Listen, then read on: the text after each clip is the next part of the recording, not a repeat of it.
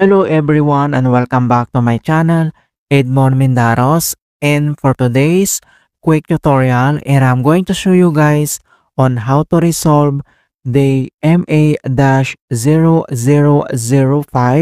an error occurred opening a URL when you are trying to open or access the Epic Games launcher. So this error occurs when you do not have any browser set up as the default browser. And without further ado, and let's go ahead. So all you have to do is to open up on a search menu. And dito sa search for app, so type mo lang dito yung settings. And then i-click mo lang dito yung open. So once na open mo na yung settings, at dito lang sa left side menu, and then kailangan mo lang i-select dito yung app. So i-click mo lang yan.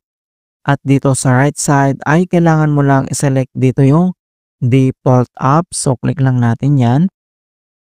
At dito lang sa default apps, under dito sa set a default for a file type or link type. So kailangan mo lang i-type dito yung .html. Ayan. So makikita mo kaagad dito yung ating browser. So ang next step ay kailangan mo lang i-click itong ating browser na Google Chrome. So click mo lang yan. And next step, so select a default app for .html files. So kailangan mo lang i-select dito yung ating default na Google Chrome. So click mo lang dito yung set default. Ayan. So once nagawa mo na yan, and then next step, so close mo lang natin yan. At dito lang sa start menu, and then kailangan mo lang mag-restart. Okay, click mo lang yan. Alright, so ganoon lang po kasimple on how to fix MA-0005, an error occurred opening a URL in Epic Games launcher.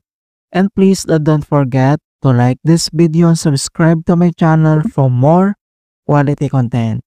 Thank you guys and see you in my next tutorial.